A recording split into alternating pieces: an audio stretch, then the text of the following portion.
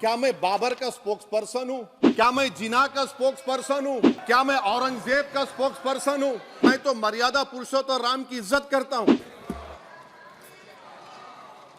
श्री असदुद्दीन ओवैसी जी। मोहतरम चेयरमैन साहब, आपका बेहद शुक्रिया। मैं इस मोशन की मुखालिफत में खड़ा हुआ हूं। सर, मैं शुरुआत में हबीब जालिब का एक शेर पढ़ना चाहता हूं। आप उर्दू जानते हैं और लॉ मिनिस्टर भी उर्दू जानते हैं। हबीब जालिब ने कहा था कि हुक्मरान हो गए कमीने लोग, खाक में मिल गए नगीने लोग, हर मुहिब वतन जलील हुआ, रात का फासला तवील हुआ, आमिरों के गीत जो गाते रहे वही नामो दाद पाते रहे, रहजनों ने रेजनी की थी, रहजनों ने रेजनी की थी, रहबरों ने भी क्या कमी की थी। सर, मैं अभी सुन रहा था हमारे शिंदे ग्रुप के शिवसेना के पार्टी लीडर अपनी तकरीर कह रहे थे। कहा कि 6 दिसंबर में जब बाबरी मस्जिद को शहीद किया जा रहा था तो उस वक्त के वजीर आजम नरसिम्हा राव पूजा कर रहे थे, आप ही ने कहा, और कहा कि वो डिस्टर्ब नहीं करना। तो ये बड़ा अजीब मौका है कि बीजेपी की ताईदी पार्टी ये कह रही है कि नरसिम्हा राव ने कहा कि मुझे डिस्टर्ब मत करो, मैं पूजा कर रहा हूं, और जिसने रथ यात्रा निकाला, इन दोनों को मोदी सरकार ने इस मुल्क का सबसे बड़ा सिविलियन अवार्ड दे दिया, सबसे बड़ा सिविलियन अवार्ड दे दिया। तो ये बताता है कि इंसाफ जिंदा है या जुल्म को बरकरार रखा जा रहा है। तीसरी बात यह है कि सर, इस ऐवान में सियासी पार्टियां आएंगी चले जाएंगी, आप आए मैं आया हम भी चले जाएंगे, मैं जमीन की गिजा बन जाऊंगा, ये ऐवान तो बाकी रहेगा। मगर सर, मैं ताजुब कर रहा हूं कि लोकसभा मुख्तलिफ आवाजों में कैसे बोल सकता है। लोकसभा तो एक ही आवाज में बोलना चाहिए, और लोकसभा भी भारत के संविधान आइन के बेसिक स्ट्रक्चर का ताबे है। और सर, ये इसलिए कह रहा हूं कि 16 दिसंबर को ये ले कर देता हूं, 16 दिसंबर 1992 को इसी लोकसभा ने एक रेजोल्यूशन पास किया था। आप इजाजत दीजिए तो मैं पढ़ता हूं सर। दिस हाउस, अच्छा, ये गुलाम नबी उस वक्त के मिनिस्टर थे, आज नहीं है, उनका नाम नहीं लेना चाह रहा था। This house strongly and unequivocally condemns the desecration and demolition of the Babri Masjid at Ayodhya by and at the instigation of forces represented among others by VHP, RSS and the Bajrang Dal, which has caused communal violence in the country. Such act of vandalism was carried out not only in violation of order of the Supreme Court, but amounted to an attack on the secular foundations of our country. This House expresses anguish at the happenings and wishes to reiterate its resolve that it will ceaselessly endeavor to uphold the secular and democratic traditions of our country and for the maintenance of rule of law. और एक paragraph मैं नहीं पढ़ूंगा। मैं ताजुब कर रहा हूं कि जब इस ऐवान ने एक रेजोल्यूशन पास किया तो हुकूमत आएगी जाएगी, और हुकूमत ये मोदी हुकूमत जश्न मना रही है जो 6 दिसंबर को हुआ। तो ये एक बात है सर। चौथी बात यह है कि सर, नहीं, 6 दिसंबर के ऊपर कोई जश्न नहीं है। राम मंदिर के निर्माण की जो प्रतिष्ठा हुई है उसको संबोधन कर रहा है, और वो सर्वोच्च न्यायालय के द्वारा तथ्यों के आधार पर दिए गए निर्णय के कारण से हुआ है। सर्वोच्च न्यायालय का निर्णय है, तो तथ्यों के आधार पर निर्णय है। वो विषय आपने बोल दिया, ठीक है, ओके। परंतु जो मंदिर का निर्माण है वो नियमानुसार सर्वोच्च न्यायालय के निर्णय से तथ्यों को देख करके। एक सेकंड, आप इस्लाम के बहुत जानकार हैं, विद्वान हैं वैसे भी अब कानून के। यदि किसी अन्य धर्म के स्थान पर मस्जिद बनाई जाए तो शायद उसको मान्य नहीं किया जाता। अभी एएसआई ने, सुप्रीम कोर्ट ने स्वीकार किया है कि वहां पर राम मंदिर था। तो इस विषय केवल यह है कि वहां पर राम मंदिर ठीक बना कि नहीं बना, वो विषय हो गया। तो कृपया इस पर यदि आप कुछ बोले तो बोलें प्लीज। सर, मैं आपको गलत साबित कर दूंगा सर। और मैंने रुक तो जाइए बड़ी इज्जत के साथ सर, मैं आपकी बड़ी इज्जत करता हूं सर। आपको मैं कोर्ट कोट कर रहा हूं सुप्रीम कोर्ट का जजमेंट पैराग्राफ 1222 रोमन 17 उसमें लिखा गया है the destruction of the mosque took place in breach of the order status quo and the assurance given to this court the destruction of the mosque and obliteration of Islamic structure was an egregious violation of the rule of law. Egregious का मतलब जो छोटी मोटी अंग्रेजी में आती है वो क्रिमिनल एक्ट कहा। और सर आपने कहा था कि वहां पर मंदिर को तोड़कर बनाया गया। सर मैं आपके सामने ये तमाम चीजें लेकर दूंगा सुप्रीम कोर्ट के जजमेंट के पैराग्राफ्स हैं जिसमें सुप्रीम कोर्ट ने एएसआई की रिपोर्ट को नकारा। उन्होंने कहा कि मंदिर को तोड़कर मस्जिद नहीं बनाई गई थी। सुप्रीम कोर्ट ने कहा ये, सुप्रीम कोर्ट ने कहा। अब और मैं रख दूंगा, आप पढ़ लीजिए, आप पढ़ लीजिए। अच्छा सर मैं अपनी तकरीर पर आ जाता हूं, मैं अपनी तकरीर पर आ जाता हूं सर। तो मैं अपनी बात कर देता हूं सर।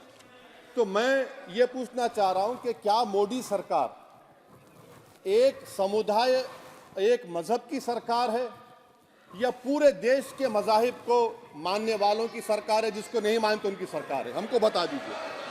क्या मोदी सरकार सिर्फ एक फिक्र और नजरिया हिंदुत्व की सरकार है? क्या इस देश का, इस गवर्नमेंट ऑफ इंडिया का कोई मजहब है? इस वतन अजीज सबके मजहब को मानता है। सर मेरा मानना है कि इस देश का कोई मजहब नहीं है। क्या ये सरकार 22 जनवरी का पैगाम देकर ये बताना चाहती है कि एक मजहब को दूसरे मजहब के मानने वालों पर गलबा और कामयाबी मिली? क्या आइन इसकी इजाजत देता है? क्या ये पैगाम आप जब ऐवान से दे रहे हैं तो 17 करोड़ मुसलमानों को आप क्या पैगाम दे रहे हैं? ये मैं आप पर छोड़ता हूं। सर 49 में धोखा हुआ, 86 में धोखा हुआ, 92 में धोखा हुआ, 2019 और 22 में भी इस ऐवान के जरिए हमको धोखा दिया जा रहा है। और अफसोस के साथ कहना पड़ता है सर कि मुस्लिम अक़लियत को हमेशा ये कहा गया कि तुमको भारत के शहरी बरकरार रहने के लिए एक बहुत बड़ी कीमत तुमको चुकानी पड़ेगी और हम पर इल्जाम लगा दिया गया। सर क्या मैं बाबर का स्पोक्स पर्सन हूं? क्या मैं जिना का स्पोक्स पर्सन हूं? क्या मैं औरंगजेब का स्पोक्स पर्सन हूं? बताइए सर, आखिर मैं कहां तक आप मुझे लेकर जाएंगे?